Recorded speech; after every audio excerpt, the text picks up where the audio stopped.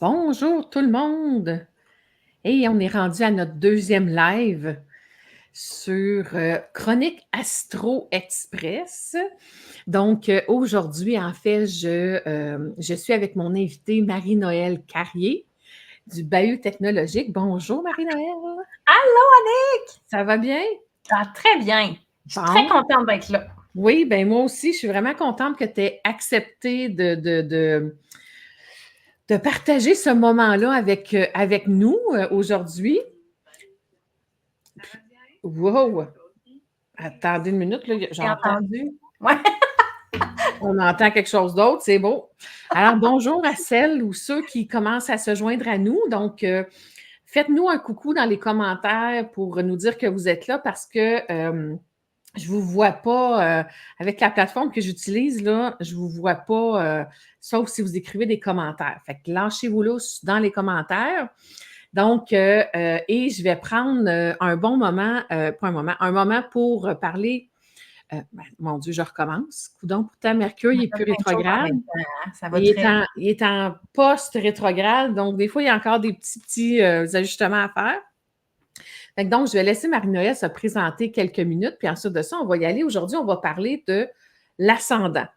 Donc, aujourd'hui, on se concentre sur qu'est-ce qu'un ascendant. Donc, Marie-Noëlle est ascendant balance, donc on va en parler tout ça pour que vous puissiez, dans le fond, mieux comprendre comment je fais les choses, comment j'interprète les différents aspects de notre carte du ciel et vous donner aussi des informations. S'il y en a qui sont ascendant balance, ça va vous parler définitivement. Alors, je te laisse la parole, Marie-Noëlle. Parle-nous de toi un peu. Ben, merci beaucoup. En fait, oui, Marie-Noëlle Carrier, je suis présidente du Bahut Technologique. Nous, dans le fond, ce qu'on fait, c'est qu'on on conceptualise, on crée des automatisations, des façons d'aider les entrepreneurs au niveau de la technologie. Donc, autant au niveau Excel que des sites web que de la formation. On fait beaucoup d'accompagnement aussi pour les entrepreneurs. Fait qu'on leur permet d'être encore plus dans leur zone de génie. Bon, ben, génial. Ouais. Génial. Cool. Fait que tu vois, Marie-Noëlle, en fait, elle est, ça, c'est sa carte du ciel. Donc, on voit que son soleil à Marie-Noëlle, il est en Vierge. Elle a un ascendant balance, comme je disais tantôt. Donc, et sur son ascendant, il y a quand même du stock un peu. Hein? Donc, on voit ici là, qu'il y a un point karmique, un deuxième point karmique, puis il y a la fameuse planète Pluton qui est juste ici. Donc, ça va définitivement influencer l'interprétation de la carte du ciel et de l'ascendant surtout de Marie-Noëlle. Donc, alors, je dis encore allô à ceux qui sont là. Si vous voulez faire un coucou dans les commentaires, gênez-vous pas, ça va nous faire vraiment plaisir de vous suivre, de répondre à des questions si c'est possible. Donc, aujourd'hui, le but, hein, je le répète, c'est vraiment qu'on passe à travers l'ascendant balance de Marie-Noëlle pour que vous voyez un peu là, en direct comment on fait l'interprétation d'une carte du ciel et plus spécifiquement aujourd'hui de l'ascendant. Donc, si on regarde donc ton ascendant qui est balance, donc je vais nous remettre juste nous deux ensemble. Donc, premièrement, c'est quoi l'ascendant? Bien, l'ascendant est déterminé par ton heure de naissance. Donc, c'est pour ça qu'en astrologie, c'est super important l'heure de naissance parce que c'est ce qui détermine l'ascendant et toutes les positions des maisons astrologiques dans la carte du ciel. Donc, je vais remettre ça. Fait que les maisons, là, on a des petits 1, 2, 3, 4 jusqu'à 12. Donc, ça, c'est des secteurs de vie. Et les secteurs de vie sont importants parce qu'ils nous parlent de différentes énergies par rapport au secteur dans lequel le signe est, mais aussi les planètes vont davantage se vivre dans le secteur de vie dans lequel elles sont, ces planètes-là. Donc, c'est pour ça que si on n'a pas l'ascendant, on va avoir quand même une indication sur la carte du ciel, mais on n'aura pas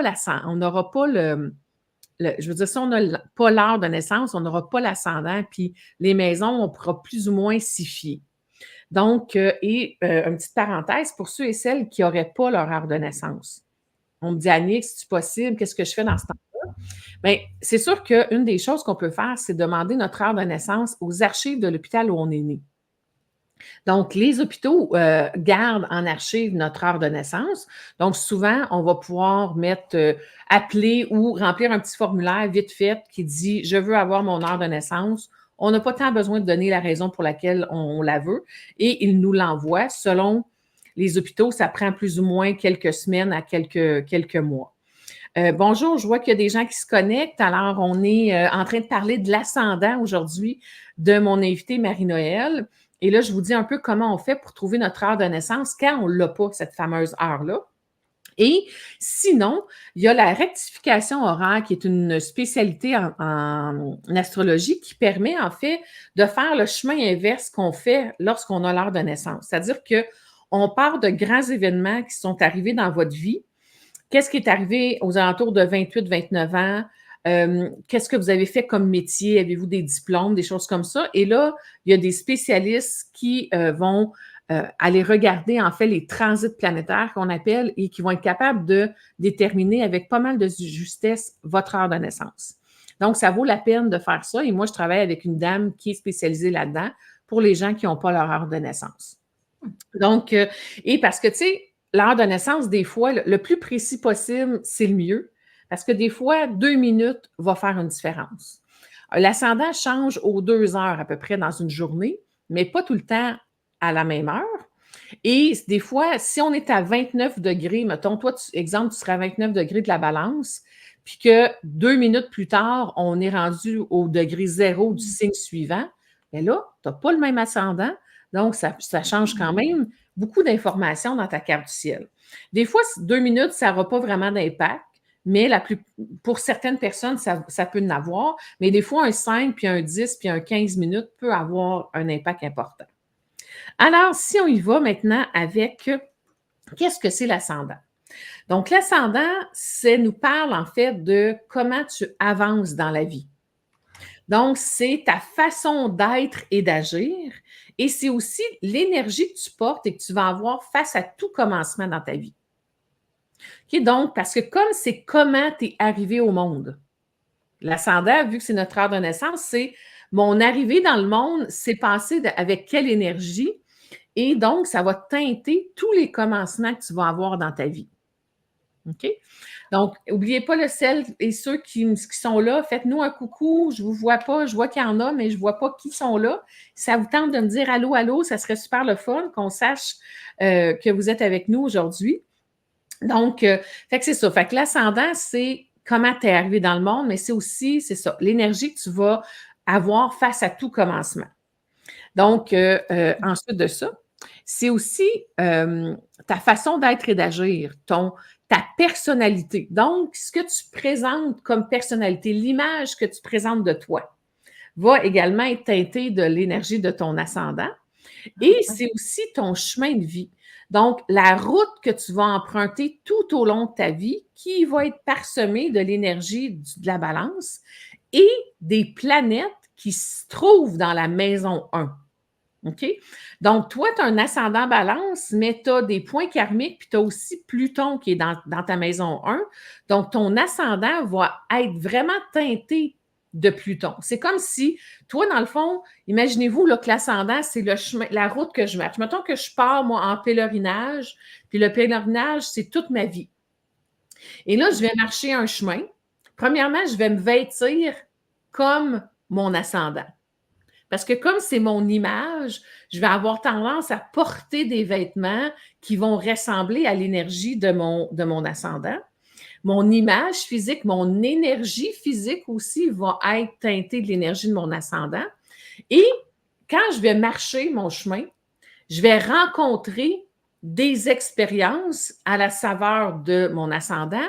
Et si j'ai des planètes dans la maison 1, tout d'un coup, à un moment donné dans ma vie, je vais rencontrer des personnages et des expériences qui vont venir, qui vont être teintées de l'énergie des planètes qu'il y a sur l'ascendant. Fait que donc, ça, c'est vraiment super important parce que ça ne veut pas dire que parce que quelqu'un d'autre a un ascendant balance comme toi, que la personne va vivre un chemin de vie exactement comme le tien.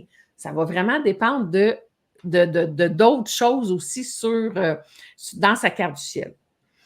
Donc, est-ce qu'il y en a dans ceux et celles qui nous écoutent qui sont balance, ascendant balance ou qui connaissent quelqu'un qui est balance? Ça serait le fun que vous nous le disiez. Ça pourrait vous permettre d'avoir des informations. Alors, premièrement, la balance, c'est le signe relationnel. Fait que pour la balance, la relation avec l'autre ou avec les autres, elle est hyper importante. OK? Donc, ça fait partie intégrante de ton chemin de vie, toi, d'être en relation. Puis, quand on a un soleil en balance, la relation est importante. Mais quand on a un ascendant en balance, c'est encore plus important parce que ça fait partie de toute la route que tu vas emprunter tout au long de ta vie. Tu veux être en relation. Fait qu'on a Kate Fit qui nous dit qu'elle est balance, ascendant balance, fait que tu vas sûrement te reconnaître pas mal. Alors, bienvenue, ça me fait plaisir. Donc, la balance, c'est le signe, comme je disais, relationnel. Donc, c'est un chemin de vie qui est d'association, de collaboration, de contact avec les autres, de recherche d'équilibre aussi. Parce que la balance, en fait, c'est le signe de l'équilibre.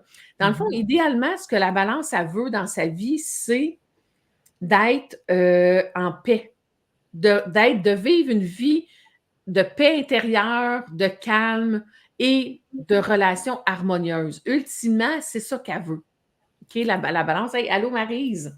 Oui, tu me dis que Bruno, c'est vrai qu'il est balance aussi. Donc, fait que c'est sûr que toi, dans ta vie, comme tu as envie de collaborer, tu as envie d'être en relation avec les autres, tu as envie de t'associer avec les autres de différentes façons, bien, tout ce qui est la notion de moi et l'autre va être importante. Donc, comment moi, je me positionne par rapport à l'autre, comment l'autre se positionne par rapport à moi. Donc, c'est sûr que toi, à la base, les conflits ne sont pas ça ne fait pas partie de ce que tu préfères. Non. Confrontation, conflit, tu sais, quand ça commence à brasser un petit peu au niveau relationnel, la balance, elle va tenter de ramener l'équilibre, elle va tenter de ramener les gens à trouver à quelque part un terrain d'entente et à collaborer dans une optique gagnante-gagnante.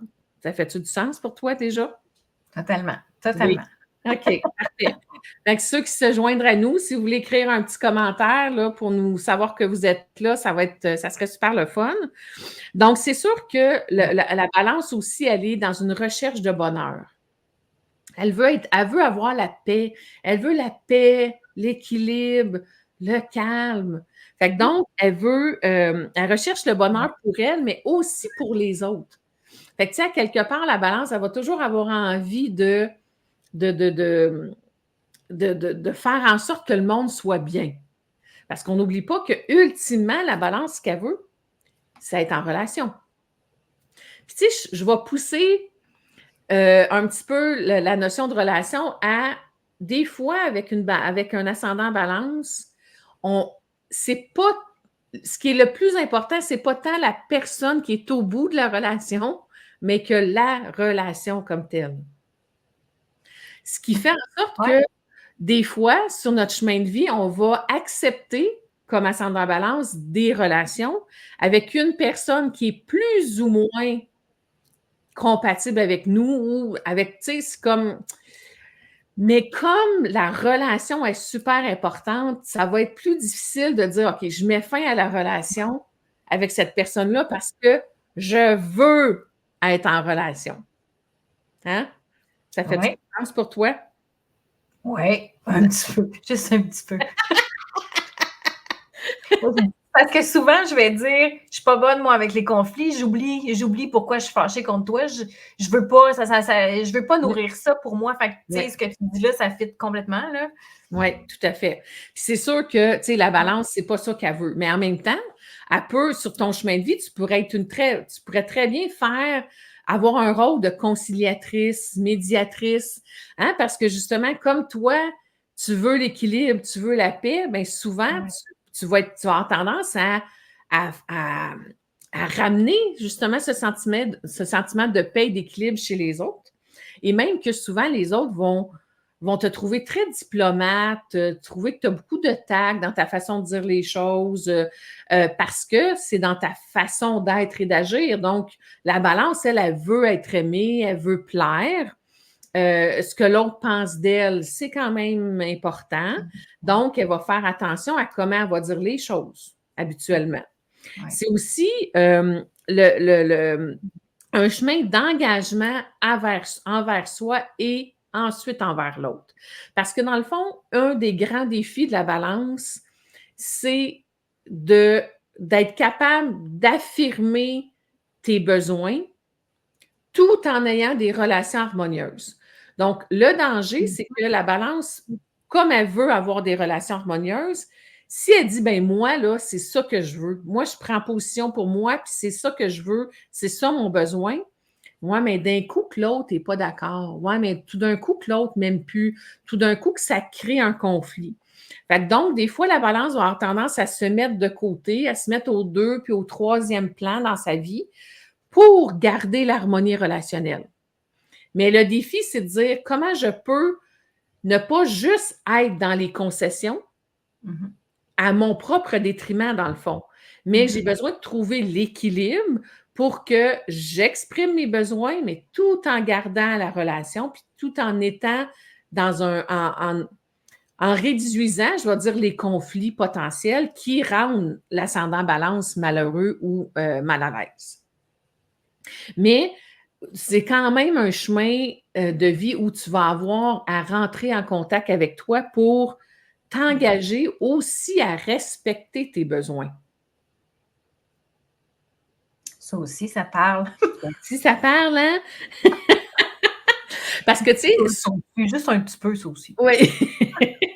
Parce que c'est juste la tendance, ça va être de s'engager surtout au départ de ta vie. Je ne sais pas si quand tu étais plus jeune, tu peux avoir tendance à t'engager dans une relation avant de t'engager avec toi-même. C'est-à-dire que, dans le fond, c'était comme, il y a quelqu'un qui veut être en relation avec moi, go. Puis après ça, tu te dis, c'est-tu vraiment ça, c'est-tu vraiment nourrissant pour moi, cette relation-là? Ça fait du sens? Oui. Puis toi, est-ce que tu hésites un peu des fois à faire des choix? Ben, en fait, quand j'hésite, moi, ce que j'ai trouvé comme solution, c'est d'écouter mon intuition. C'est de faire qu'est-ce qui vibre, qu'est-ce qui a l'air d'intéressant, qu'est-ce qui me rend un peu wow, OK, je vais là.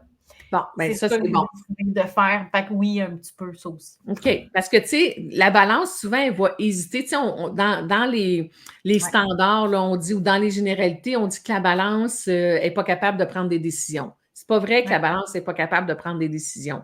Mais c'est vrai que c'est un processus qui n'est pas toujours facile. Pourquoi? Parce que la balance va hésiter à faire des choix qui sont en fonction d'elle uniquement. Donc, comme elle prend souvent et presque toujours en compte l'autre, là, tu vas avoir, c'est ça qui fait, c'est que quand tu veux, moi, je prends toujours un exemple banal, mettons, toi, tu as envie d'aller manger du poulet, puis ta famille, tes enfants ont le goût de manger de la pizza, tu sais. Bien, si tu faisais un choix pour toi, tu dirais, moi, je veux manger du poulet. Mais là, ce que tu vas hésiter à faire ton choix parce que tu te dis, moi, si je prends mon poulet, puis que je sais que tout le monde veut manger de la pizza, ça va être confrontant. Fait que là, je vais dire, bien, qu'est-ce que vous voulez, vous autres? Qu'est-ce que vous en pensez? Où vous voulez aller? Fait qu'on va manger de la pizza au poulet, c'est ça? Genre. Ça serait oui, totalement. C'est ça. Fait que, Kate, est-ce que tu te retrouves là, toi qui es balance ascendant balance dans tout ça? Parce que c'est ça, effectivement, qu'on va aller manger de la pizza avec du poulet ou ben non, on va manger de la pizza, puis demain, je mangerai du poulet quand je vais être seule, tu sais. Oui. Ça pourrait être ça aussi. Totalement. Oui. C'est sûr que la balance aussi, elle peut être un peu critique et exigeante parce que face aux critères, face à tes propres critères, parce que, tu sais, toi, dans le fond, tu te préoccupes de ton image, puis tu vas te préoccuper de ce que les gens pensent et tu pourrais avoir envie, dans le fond, que les autres correspondent aux critères que tu t'attends d'eux, parce que tu veux être en relation avec eux. Puis c'est parce que une des planètes qui régit la balance, c'est Saturne. La première planète qui régit la balance, c'est Vénus, mais Saturne est là pas loin. Puis Saturne, c'est une planète d'exigence, de restriction. un peu, des fois, fermé sur son point de vue. Donc, des fois, il peut avoir un peu d'exigence puis de côté critique aussi avec la balance. Puis, la principale difficulté de la balance, ça va être d'affirmer et d'avancer, comme je disais tantôt, mais en tenant compte de ses besoins également. Je te voyais sourire. Qu'est-ce qui te faisait sourire, dis-moi? Ben, parce que j'ai une bonne amie qui actuellement se fait dire qu'elle est très. Ben, en fait, non, qui s'autocritique en disant qu'elle est insensible parce qu'elle pense. Puis justement, elle est balance, fait que. Parce qu'elle a de la misère justement à ne pas prendre, mettons, dans une situation de conflit, elle va faire attention de avoir de la difficulté à ne pas prendre en considération l'autre ou de ne pas prendre sur ses épaules la réaction de l'autre, par exemple. OK. Et que ça me fait penser à ça qui est arrivé OK. il n'y a pas si longtemps. Puis c'est sûr que, en fait, quand on est un ascendant balance, Ouais. en face de nous, Ouais. on a le bélier. Hein, parce que l'axe relationnel, bélier-balance. Fait que donc, si on n'arrive pas à faire des choix pour nous, Ouais. nous allons rencontrer chez l'autre de la projection. Donc, quelqu'un qui va prendre ce que nous, on ne prend pas, puis qui va nous le renvoyer. Donc, c'est pas rare chez un ascendant balance de rencontrer des gens qui vont être très confrontants quand la balance, elle veut prendre position pour elle, parce que tu te sens coupable quand tu veux prendre position pour toi, ou tu vas avoir tendance à te sentir coupable. Donc, c'est comme si à quelque part, tu projettes chez l'autre ce que tu as de la difficulté à affirmer. Ah. Donc, on peut rencontrer des gens qui, eux, vont prendre position pour eux et tenir fermement à leur position quand on a un ascendant balance. Il y a Kate Fit qui me dit « Ce serait difficile de nier avec mon ami qui est dans le live, ça me ressemble juste un petit peu. » D'accord. Pour elle, il n'y a personne qui le sait.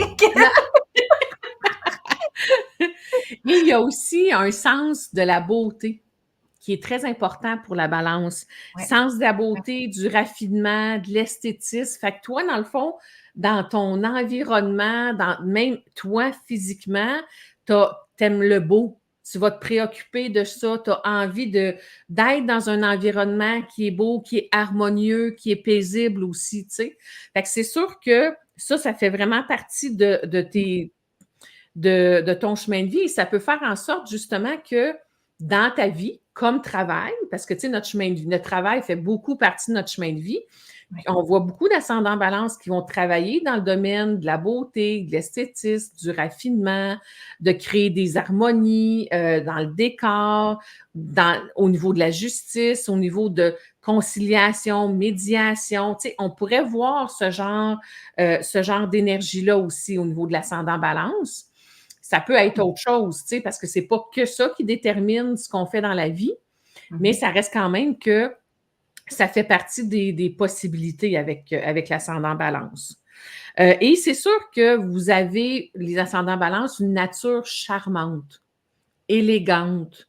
Tu sais, on le voit, ça. Puis, vous paraissez très doux.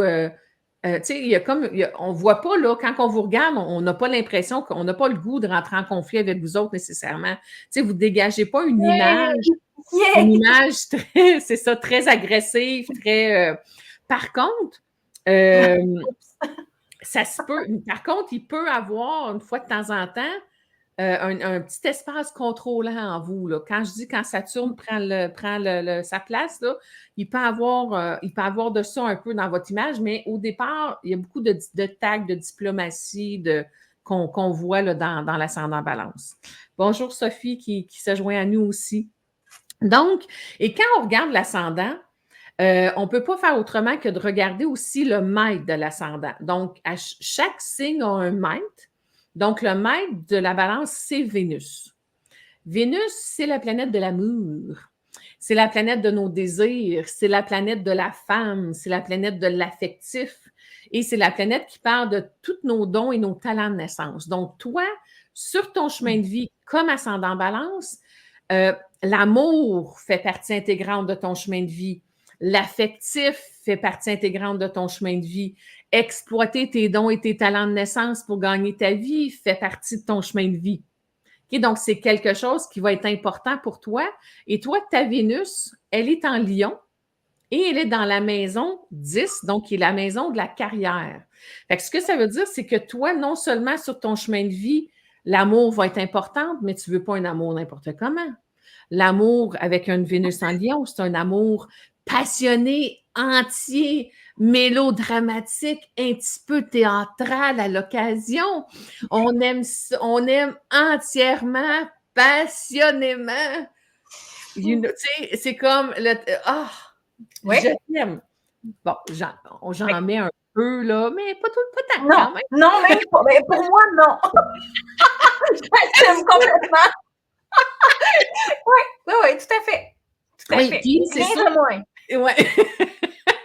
Et c'est sûr que ta carrière, comme c'est Vénus, dans ton cas, est en maison 10, ça parle de ta carrière puis ta vie sociale. Donc, c'est sûr que ta carrière va prendre une place aussi sur ton chemin de vie. Donc, tu vas accorder de l'importance à ta carrière et toi, tu ne serais pas faite pour rester à la maison puis t'occuper de ta famille. Tu es vraiment faite pour avoir quand même une carrière et tu vas te préoccuper de ça et ça va faire partie intégrante de ton chemin de vie. Ça fait-tu du sens? Oui. Oui, OK. Effectivement. Quand j'étais en congé de maternité, je pense qu'après 9 mois, j'ai parti une entreprise. Oui, c'est ça. Parce que là, tu fais Voilà, il n'y avait pas assez d'interaction, ça devenait. C'est ça. C'est ça Bon, rien à là, voir on a avec Sophie qui dit « Ma soeur et son mari sont balance ». Bon, ben tu vois, fait que tu dois les reconnaître là-dedans. Fait que si on finit, parce que là, il nous reste 4 minutes, si on finit avec Pluton que tu rencontres sur ton chemin de vie. Hein, la balance, on dit que c'est un signe harmonieux, c'est un signe où on veut être en relation, bon, tout ça. Mais là, tu rencontres Pluton. Pluton, c'est la planète des grandes transformations profondes, de la mort, de la renaissance, des crises existentielles, des deuils à faire physiques ou psychologiques, des remises en question importantes pour avoir accès à nos plus grandes richesses et à notre pouvoir personnel.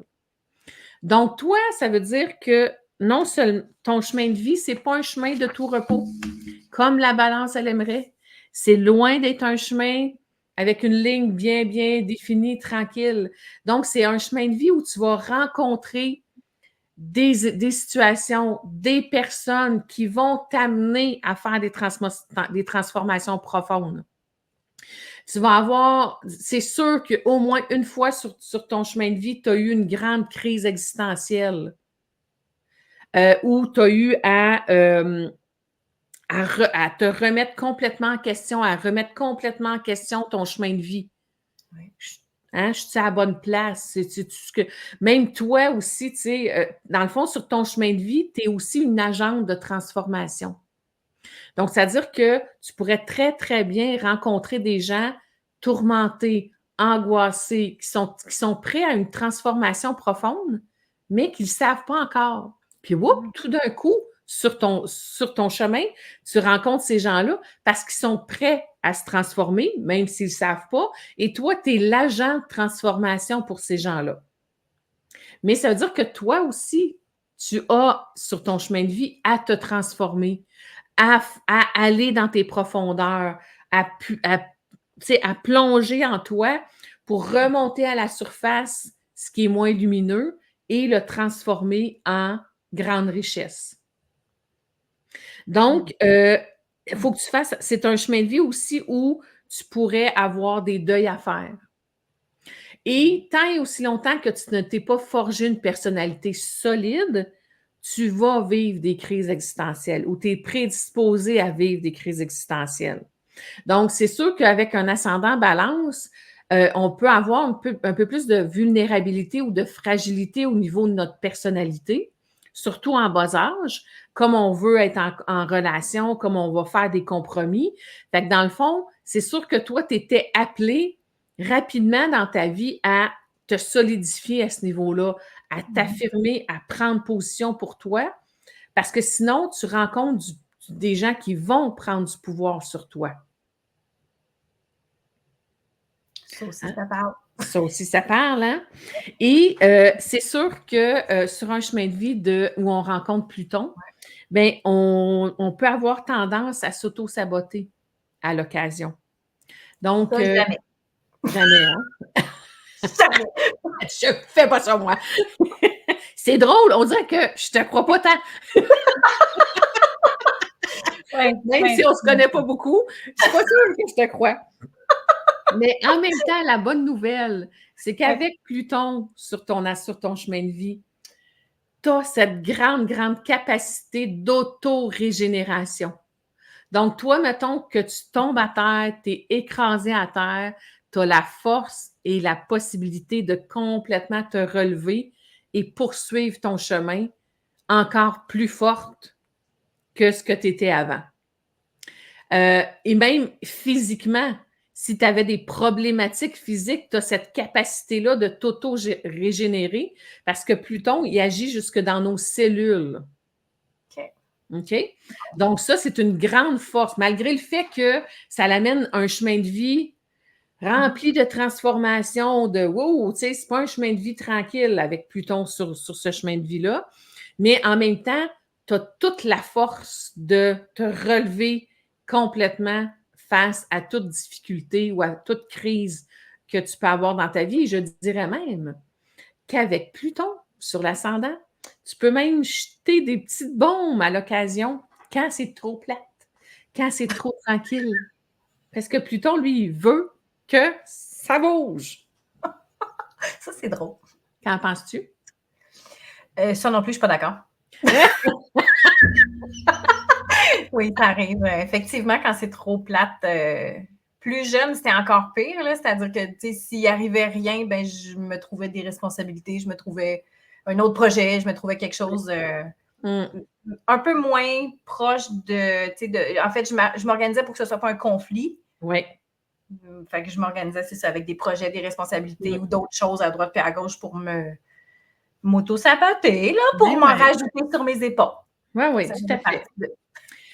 Fait que voilà pour l'interprétation en une demi-heure. Là, c'est sûr que, tu sais, on a dit plein de choses, puis en même temps, ben, tu sais, c'est de ramasser tout ça, mais tu sais, voyez-vous un peu tout ce qu'on peut ressortir qu'avec l'ascendant. Puis là, ben, il y a d'autres choses que j'aurais pu te dire si on avait été ensemble, parce que là, tu as des points karmiques aussi. Fait que donc, on aurait rajouté des choses en parlant de ton ascendant, ce qu'on ne fera pas aujourd'hui parce qu'on est plus limité dans le temps.